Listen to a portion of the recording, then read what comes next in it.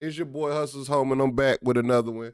And today we're gonna talk about this fight card this past weekend. We had a lot of people really, hating on the fight card. I mean, I low key didn't think nothing of Mr. Garcia, but I'm a part of the group of people that want to see Tank fight a couple fights. It's just two, Ryan Garcia and Devin Haney. Some people want to see Shakur Stevenson now, but the goalpost must move on. But now we're going to talk about the fight at hand. The card, it was a good fight card, in my opinion. It was some ups and downs, some lefts and rights. The first fight we saw, for some odd reason, on the bottom of the card, you got two-time champion Demetrius Andrade versus Demond Nicholson for the super middleweight action. This is Boo Boo's first fight at super middleweight. So, when you got a fight of Boo Boo's ilk, you think that he should go in and walk through people, and he pretty much did that. Andre, I don't think I watched that whole fight. I don't think I really watched that whole fight, so I really ain't going to say very much about the fight. I think I watched it from the sixth round on. And from what I saw, Andre was doing Andre. It was banter back and forth. And Andre just, outboxed this guy from what I saw, good fight for Boo. But, it's time for him to fight the bigger guys, the better guys. He wants to fight everybody. He claims he wants to fight everybody, and I believe him. Now, I believe him for the fact that he signed with the BBC, because before it's like, okay, you want to fight all these guys, but you sign somewhere else. It's like another story of another fighter that we seem to care so much about. But that's neither here nor there. Congratulations for Boo Boo Andrade. He got the decision win over Demond Nicholson. And then the next fight was Rashidi Ellis versus Romain Villa, And with that fight, in my opinion, I thought in the beginning, all right, keep in mind, Rashidi Ellis was on like a 27-month layoff. He went from a touted fighter for like when he first, like 2018, Rashidi Ellis, 2019, Rashidi Ellis was like this highly touted fighter, but he was signed with Golden Boy, so we all kind of knew that he really, you know, wasn't gonna get the fights that he needed to be who we thought he was gonna be. But fast forward 2 years later, because he was off a 27-month layoff, he gets put in the ring with a guy that was 23-0, excuse me, with like 22 knockouts, and with power in both hands, and Romain Villa. But in my opinion, I thought Rashidi Ellis like boxed his head off. I felt like there was no point in time in the early rounds that I thought I could give Royman Villa a round. It's like the first 8 or 9 rounds, like Rashidi Ellis was easily outboxing this guy. He was easily leading with the jab. He was hitting him with whatever he wanted to. He was even getting on the ropes and fighting all with his back against the ropes, like really like beating this dude up, and until like probably like the 8th or 9th round where Rashidi Ellis was visibly tired. I think he ran out of gas, and he ended up getting knocked down twice in the 12th round, 10th in the last round, and the judges somehow or another gave it to Roy Manvilla. And I think he was robbed there. He was robbed big time there. We was robbed of this Rashidi Ellis Boots fight, which I think was a 50-50 fight until, now people's gonna put this loss over Rashidi Ellis' head as if they didn't see Ellis easily boxing Roy Manvilla. But that's the politics of boxing, and the participants in the politics of boxing. It's unfortunately some boxing fans are a part of that. So salute to salute to Romain V with a victory over Rashid Ellis. And salute to Rashid Ellis. We saw even off of a 2-year layoff, you still got it. You don't got no pop, but you got everything else. I just feel like you should choose. Don't really play with your food. You know what I'm saying? Like you should go to the body more. Don't play with your food. Like you was kind of playing with this, you know. But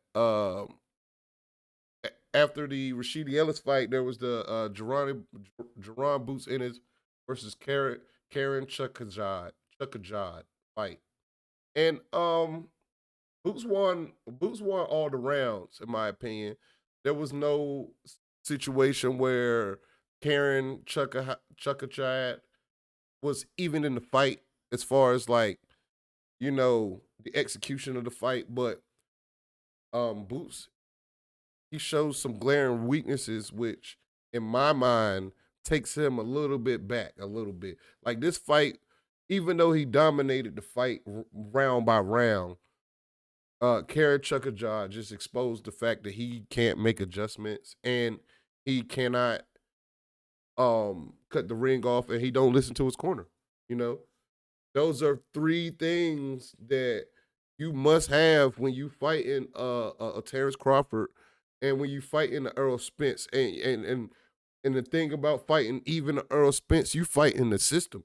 You fight in Earl Spence and his coach. If you not over there listening to your pops, giving you good advice on how to get this guy out of here or what you need to be doing, like you in bad. You in bad because not only you dealing with Earl Spence's IQ, you're also dealing with his corner IQ. And Earl Spence in his corner has a symbiotic relationship. Like the man of being there, giving them good word, and Earl Spence execute that word.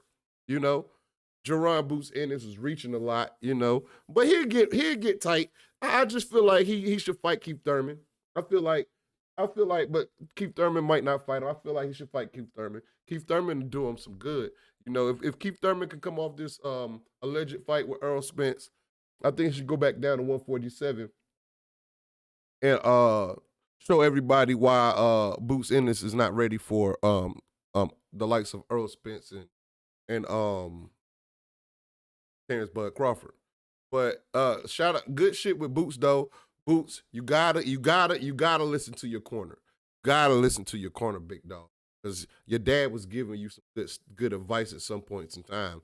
But a lot of stuff, it just come with this. It just come with the game, baby.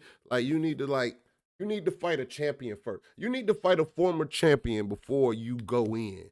Because a Terrence Crawford, them traps you was getting hit with Chuckajad against Chuckajad, them traps he was getting hit with, big dog, Terrence Crawford would have finished you to be hot. Terrence Crawford is, even though I give Terrence Crawford hell about his decisions, Terrence Crawford is not to be played with. You know what I'm saying? Earl Spence is not to be played with. And those little mistakes like that, it's not gonna do you no kind of good against the creme de la creme of the 147-pound division. Now, on to the main event. Gervonta Davis versus Hector Garcia. Now, at first, salute to Hector Luis Garcia. Salute to him. Because going into this fight, I thought that this was gonna be I thought it was gonna be Tank just going in there and beating dude up, But the thing about Tank Davis, I must say, Tank Davis is an extremely slow fighter. Like he's extremely slow. He's like a trapdoor spider as far as like being in the ring. Because what he do is, I feel like, which is he can do this with this certain level of boxers. He lulls these dudes to sleep. Like he make them comfortable. He make them so comfortable in the ring that they feel like they can slug with them. And that is not the game plan, bruh. I don't care who you are. I don't care who you are in the ring with Tank Davis. The game plan is not to slug with this guy because you're going to get knocked out. Bruh started feeling comfortable fighting with Tank. He started fighting with Tank. Tank started hitting him hard. He hitting Tank hard back. But shout out to Tank Davis chin. But once Tank, in my mind, when I watch these fights sometimes, especially when I watch Tank fights, once Tank feel like your power can't do nothing to him, he gets totally disrespectful. Like he just goes in the high guard, walks you down, throw bombs on you. He did the same. He did this to Garcia. He hit Garcia with a right, was it a right? He hit Garcia with a straight on top of his head. Boom, right on top, hit him right upside his head. Boom. Bro went back to the corner like, man, look, now keep in mind, this is a Spanish-speaking corner. That motherfucker sat down on that shit and said, I can't see. Lord, I can't see. Hey, help. What happened? Where I'm at? Bruh said, nah, I ain't going back there. No mas. He no mas. Chanko'd. Garcia. People say he didn't quit, but he quit in the ring. And Tank, another one bites the dust. Now, what we waiting on now is we waiting on Ryan Garcia to sign the contract. Hashtag Ryan Garcia sign the contract. You cannot speak Tank name and not sign this contract. You cannot say Tank. Your career, your last three fights was promoted by Tank and TMT. You can't Tank me to death and now get and pussyfooting around on this contract. Ryan Garcia, sign the contract. We need you. We need you. We need you in the ring. We need you on your back because that's what Tank gonna put you. And we need Tank to do what he said and go after Devin Haney after he finished Ryan Garcia. I need that Tank and Devin Haney fight. I need the Tank and Devin Haney fight. Get Ryan the fuck out of here like you were about to do, like you did the fake Garcia. Get Ryan the absolute fuck out of here so we can get the fight we want to see. It's your boy. Don't forget to hate, like, and subscribe. Don't forget to follow me on Instagram at Hustles Home. Don't forget to follow me on Twitter at Hustles Home. And I'm out.